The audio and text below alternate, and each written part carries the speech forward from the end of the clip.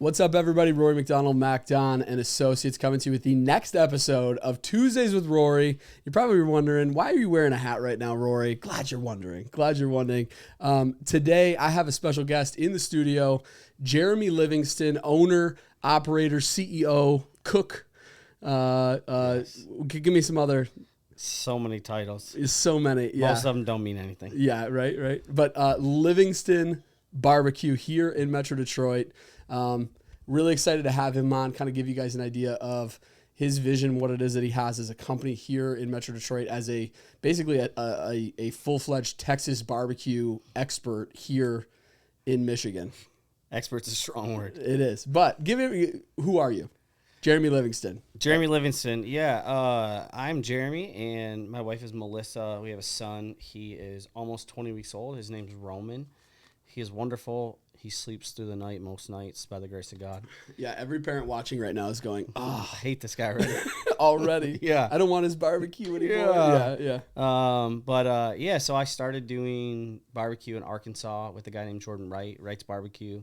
Just about to open their third location. They're in all the sports stadiums at Arkansas. They're absolutely killing it. Uniquely enough, today's actually the 5-year anniversary of the first time we ever put briskets on a Moberg smoker. Shout out Moberg Smokers. Yeah. And so it's crazy. I was looking at some of the memories this morning, and it's a journey. So started out there and then kind of moved back to Michigan to do some other things and was working at a church. And that situation just kind of didn't work out for a number of reasons that have nothing to do with barbecue or this podcast. It's all good. So was living in the area, working a corporate job, and staring at a computer on a wall all day just wasn't for me. Yeah. So bought a small smoker and was doing that about a year and a half ago. So in the midst of a pandemic, still waiting for that curve to flatten, and just started smoking meats for different people and started out really small and did it for a little bit and needed a bigger smoker pretty quickly. And then got the opportunity to work with Yates Cider Mill. Shout out Yates, best cider and donuts in the area. They are very good. Yes. So you're gonna make some people angry right now, especially from my neck of the woods. Blake's Apple Orchard is right down the road. And Blake's is hype. You can't say that. Yeah. I love Blake's. Yates is really good though. Yeah. So was there last fall, and after the first weekend there, I was like, this smoker's not big enough. So found a bigger one, and it was like real authentic Texas style offset smoker. Bought that guy, and things have just kind of grown ever since then. So I keep referencing Texas because I do Texas-style barbecue. So Texas-style barbecue, learned how to do it in Northwest Arkansas, and now here we are in Southeast Michigan where for most people, barbecue is going to your uncle's house with hot dogs, hamburgers, and maybe a piece of chicken if you're lucky. Yeah. So it's definitely different. I've learned just culturally how different Texas-style barbecue is compared to what people think of when it comes to barbecue here. So just bringing that culture here through Northwest Arkansas, where I kind of learned everything, is it's been a lot of fun. It's been a journey for sure, but we're having a great time, one brisket and one party at a time. Yeah, there you go. I love it, man. I love it. So you can tell just from that was probably like a minute and a half little intro that you gave there, but you can tell Jeremy is passionate not just about the cooking of barbecue, but also there's a history behind it. There's a story behind every brisket or every steak that is cooked, right? There's a story behind it, and that's the thing that I'm super happy to have you on about. Mm-hmm. What background wise led to you going, hey, I'm going to start a barbecue company, really? Yeah. Here in Metro Detroit. What did that look like? Because this is a big step of going hey, I was working a 9 to 5. Yeah. I had a paying job to going, you know what? I love this. How can I be an entrepreneur in a sense?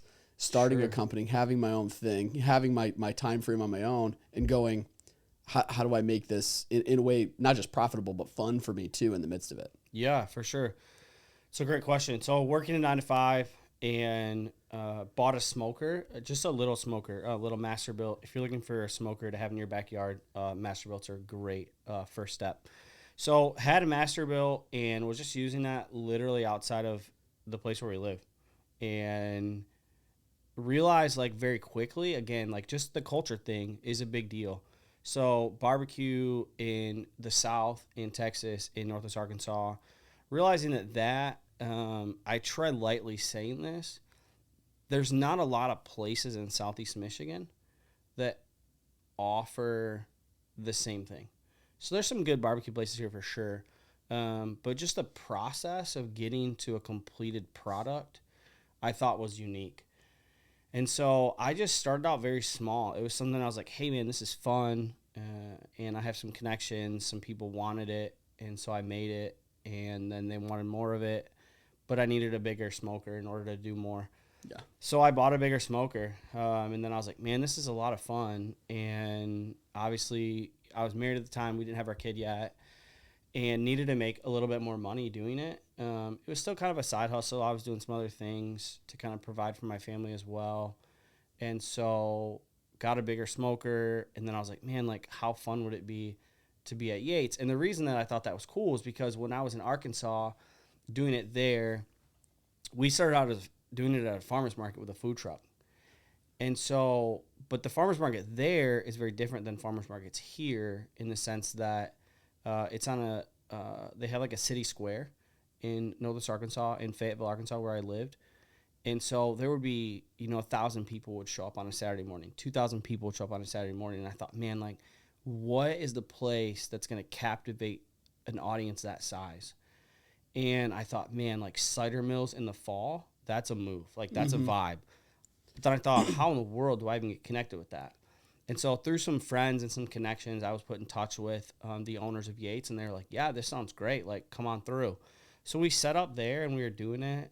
And again, like, needed something bigger. And so that led to doing weddings. I did a wedding, your brother's wedding, which was so much fun in Chicago.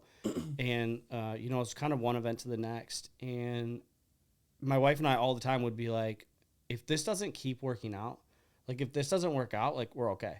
Yeah. Like this is more fun than it is like, this is my job and I'm going to stress over it and whatever else. Mm-hmm. I was like, I'm just having fun doing this. Yeah. It's a lot of fun. I love giving people an experience around food that when they eat it, they're like, oh, yeah, wow, that's amazing. Whereas so oftentimes, if you think about it, like how many times do you go out to eat? How many times do you have a meal where you're like, okay, this is average, like this is good, whatever, I'm on to the next thing. Yeah. It's not often that we get to sit around and eat food and think, man, this is amazing. I don't get this level and quality of food very often. And slowly learn that, like, man, I'm passionate about food and I'm passionate about people having great experiences with food. And so one thing led to another, kept getting asked to do events and was getting more and more requests to where it was getting busier and busier. And so now it's like, okay, what's the next step? I'm not sure. Maybe we'll get into that a little bit later in the podcast. Yeah. But it's just fun. Like, I just love it. Like, I don't love 3 a.m.s at the smoker. With a baby. Yeah. But I do love, like, just giving people an incredible experience around food. And so I learned a lot in Northwest Arkansas from Jordan, who is the owner of the place that I helped start there. And just learned so much from him because 5 years ago, if you would have said, hey, in 5 years, you're going to own and operate a barbecue company, I would have laughed at you. I would have said, I don't even know what that means. Like, you can't make a living with hamburgers and hot dogs. Because I'm from Southeast Michigan originally. Right. And so I was like, you can't make a living. Maybe bratwurst. Yeah, maybe if you make a really good piece of chicken. But my eyes were just open to this whole new world. So when I came back here, I was like, okay, well, let's do this on the side. Like, it'll be fun. Mm-hmm. And even if it's just like me making food for my friends, like, that sounds awesome. Yeah. And so it went from like me making food for like family and friends to friends of friends, and then people I didn't even know, and one thing led to another. And so, I get people requesting things on Instagram and Facebook and calling me. And so it's led to some really unique, cool opportunities to provide food for people. And it's fun, and I enjoy it. So I just keep doing it. Yeah. Yeah. I love it. it. You mentioned the food truck opening a restaurant in the future, things like that. Right now, exclusively catering. Exclusively catering and events. Yeah. It's fun. Is there a limit to, like, right now where you're at? Like, okay, is there a distance that you are shooting for, or is there a number of people that you're like, hey, my bread and butter is the 50 to 60 people? Or is it like anything like that? Just so the people know. Yeah, I would say really like normally I would say like 50 to like 350, like that range. And it's a really wide range. But I would say that's kind of the range I live in. Anything less than 50 can become a challenge. Okay. But for the right person, the right price, the right situation. But I would say normally, like most things I do, are 50 to 350. Yeah. More than 350, if you give me enough time, I'll figure it out. Mm-hmm. But that's kind of like the sweet spot that I live in. Okay. And catering events, it's a lot of fun. I don't necessarily feel the need to open a restaurant or a food truck at this point, but crazier things have happened, and my wife and I just continue to process and talk and pray and kind of see like, okay, what's next? Do we do this? Do we do that? And, you know, we're kind of in a place right now where it's like, we don't have to do something else. Sure. But maybe we will. And so kind of just taking it one day at a time, 1 week at a time, one event at a time. Yeah. And kind of go from there. I love it. So one of the things that you mentioned too is this, so I for a short period of time in my life, I had a master built propane smoker. Yeah. Loved it. Made videos, and the food was always delicious. It was good. The hard thing for me, and you mentioned this too, is like the time frame that exists when it comes to cooking. Yeah. Like it's not like firing up the propane grill where you turn it on, you cook your hot dogs, your steak, whatever it might be, and you're done. 6 minutes over. Yeah. We're talking 6, 12, 20, 24 hours of cooking food. Yeah. What's you mentioned this earlier before we started this, but like this idea of slowing down. Yeah. I'd love for you to hit on that really quick, because it was almost profound for me, and I think that people might really benefit from hearing like this idea of, hey, you know, there's beauty in slowing down. Yeah, I think we live in a culture and a context in 2022. Sorry. Yeah, 2022. Sometimes I forget the day, week, and year. 2020, isn't it funny? You say 2020, 2020, yeah. So one of these years, 2022. And I just think we live in a culture and context that's like the faster you go, the more you accomplish, the better you are as a person. But I think that like that's just a lie that people bought into. I think the reality is that we need to slow down. Like we need to do less. And so the beauty of it is that what I do forces me to slow down. Yeah. Because I can't just plug in my smoker, throw 3 briskets on it, go to bed, wake up, and it's done. Right. So with the way that my smoker operates is I'm adding wood every 30 minutes. Okay. I'm spritzing meat every hour, hour and a half, 2 hours, depending on what I'm smoking. Yeah. Meat only, by the way. I smoke meat only. Yeah, just for the people to know. Yeah, yes, lots of meats. Yep. We're not in Denver. Nope, we're sure not. Or Ann Arbor. Yeah. Right. And so just like it gives me the opportunity to slow down, but also like I think that as people have the opportunity to enjoy a quality meal, it's like they can take a deep breath. They want to enjoy it slower because they don't want it to be over. Yeah. And so as they enjoy it slower, they slow down. And as they're slowing down, they're generally around a table with other people. And so they're building relationships. They're growing a community. They're enjoying a wedding reception. Whatever it is, they're able to sit down and enjoy a meal at a slower pace. And people tend to walk away going, man, that was a great experience. And it wasn't because it happened like that. Yeah. Right? It was because they took a deep breath. They slowed down.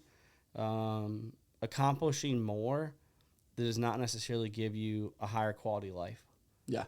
And so I've learned over the last number of years as I've gotten into this culture of barbecue that, man, you slow down and there's a lot of life to be enjoyed at a slower pace. And so I think that's been very profound for me, and I've learned a lot. And I learned that, slowing down is a good thing. Yeah.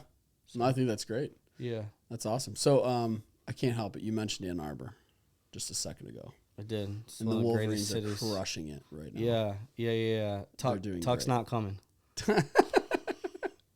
Was that next week? Next week, yeah, 29th. It's coming up. Yeah. So this podcast might get posted a little bit after even that game, but Hopefully we're able to celebrate a W from the Wolverines. But speaking of Wolverines, there are people just through connections, and mostly this is where I'm going with this, is like part of the reason why I have this podcast is, one, obviously I'm a real estate agent here in Metro Detroit, but mostly this idea of having this podcast is connect people with people like you, right? Like I want to be able to post this on something like Facebook, Instagram, YouTube, whatever it might be, and people go, oh, hey, I remember the time that I sat down and I talked, Rory talked to Isaac Tapa, who owns a garage door company. He's a buddy of mine. Yeah. Somebody who's interested in getting into government contracting. They're able to go back and look at Ricky Walton, or sitting down and going, hey, we have this event happening. We've got a family reunion coming. Hey, I remember that podcast that Rory did with Livingston Barbecue.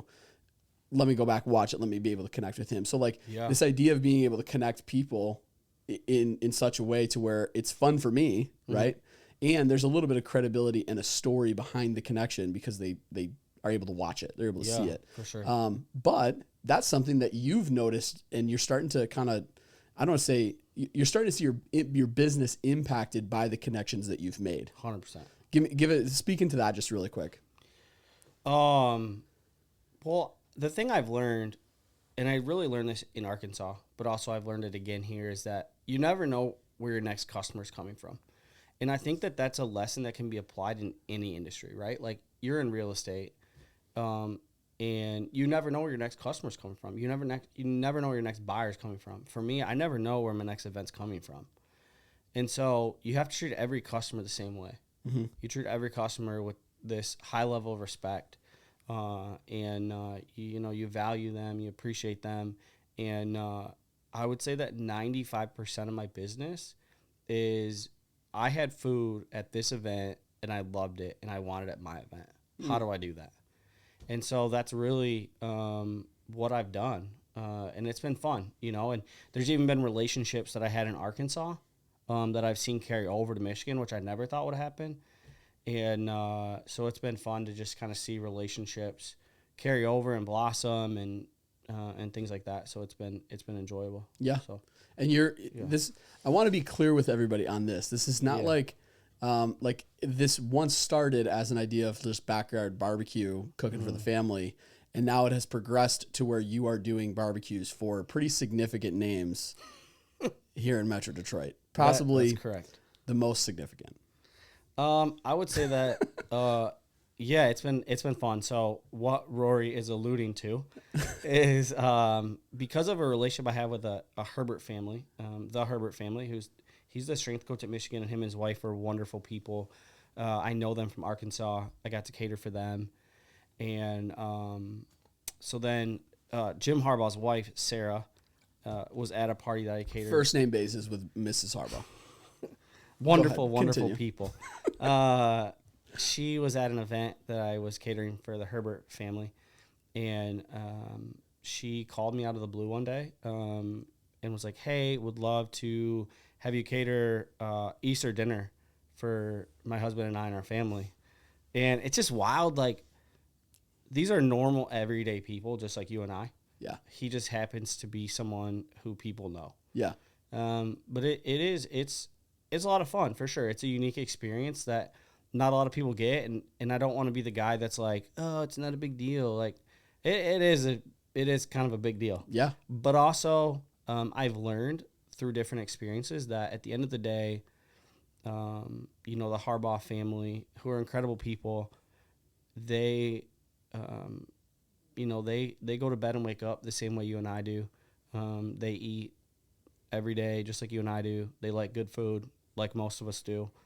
And so it's been fun to cater for them a few times and to make that connection and just to be able to talk to them, just like you and I are talking. Yeah. To get to stand in their home. And it's been a blessing for sure. But it's one of those things where it's like getting to cater for them doesn't necessarily carry my business, if that makes sense. Sure. No, I get it. And so it was a unique opportunity, incredible privilege for sure to be able to cater for the Herbert family and then the Harbaugh family as well. Yeah. So, it was a lot of fun for sure. It was a good time. For sure.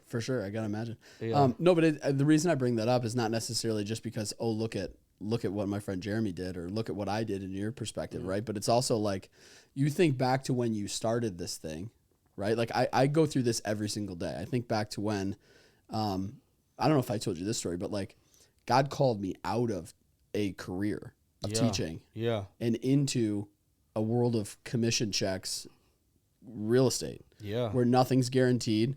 1 month could be zero. And that's what, in no life and no insurance, no health insurance, things like that, like stepping into that world. And it's crazy how one yes turns into a blessing. And then your next yes turns into a blessing. Not to say that you're not going to run into hardship along the way. Things are going to be difficult, but like, it's always just, it's really cool to look back and go, dang, I can see, it's when you're looking back that you can see where you can connect the dots and go, oh my gosh, because I said yes to that, you gave me this. Wow, God, thank you. And then I said yes to this, and then you gave me these 3 other things over here and these awesome relationships that I have with people now that I would not have had I not said yes to you in the first place. And so it's cool. It's cool me hearing you, connect with the Harbaugh family, which, like you said, like, they're just people, but in our community, they're big people, right? Yeah, like, it's a name people know. Yeah, it's a name people know. And it's not necessarily a bragging moment, but it's he's somebody to look up to. Yeah. Right? He's somebody to look up to as a person, right? As a coach, as a big name in the area, but you had the opportunity to cater for him because of a yes that you had said yes to that God was calling you into, which is really, really cool to hear. Yeah. And I think, like, I would say the biggest thing in the conversations I've gotten to have with them is that Jim Harbaugh is so much more than a football coach. And I know that people might think, like, oh, like, can we move on from this topic? But I want people to know that, like, Jim Harbaugh as a man is a respectable person. Yeah. Like, I have a lot of respect for him as a person. Some of the stances that he's taken on certain social issues that were not popular, especially in Ann Arbor. And he stood and he said, like, this is what I believe in. And this is what my family is going to stand for. And we're going to be part of solutions, not problems. And to know that he is, as much as he's a great football coach, he's a better man. And I've learned that, because of the privileges and the blessing that I have had to cater for their family. I've learned that, Jim and Sarah are better people, and they would have an influence on the world regardless of what he does with football. Yeah. And so that was pretty cool to see and to know that. So, much respect for them. Yeah. I love it, man. I'm thankful, super thankful that you were able to come into the studio today and kind of share your story, your background, some of your family history and stuff like that with, your baby being born and then getting into, like, quite honestly, the nitty gritty pieces of, like, this isn't just barbecue, like that's super cool for me to have the privilege of being able to interview in this way. This is really awesome. Yes, for the people who are watching, some of them are going to go, hey, I need to connect with this guy. How do they connect with you? Yeah, I would say there's a few ways. One, check us out on social media. We're on Facebook and Instagram. Livingston Barbecue. Livingston, just like the county. It's not named after my family, but we have the same name. So it might be. It may be if you went back far enough. Livingston Barbecue. And barbecue is going to be Barbecue. No Q's in this barbecue. Barbecue. Livingston Barbecue on Instagram and Facebook. And then you can call me, text me. I do have boundaries, so if you call me at 11 o'clock, I don't even answer for Rory at that hour. It's true. I've tried. But it's 810-599-6263. Or email livingstonbarbecue@gmail.com. And I've always wanted to be like, it's in the comments. Like, I've always seen people do that. Yeah, we can put it in the comments if you want. It's in the comments. I don't know if it's going to be up or down, but it'll be in the comments, everybody, for you to be able to check that out. Yeah. That's my contact info. Feel free to reach out, for whatever you need. We do weddings, wedding rehearsals. We do corporate events, church events, birthday parties, bachelor parties. Really, if you need food at an event, we can probably make it happen. Awesome. Yeah. I love it. Thanks again, man. I'm glad you were able to make it in. It's been a privilege. Yeah, it's been a lot of fun. I love it. We got to do this again. Absolutely. Anytime. Let me know. I love it. Guys, thank you so much for tuning in to today's Tuesdays with Rory episode. Super happy that you're able to tune in. We'll catch you next time. But besides that, you all have a blessed day. See ya.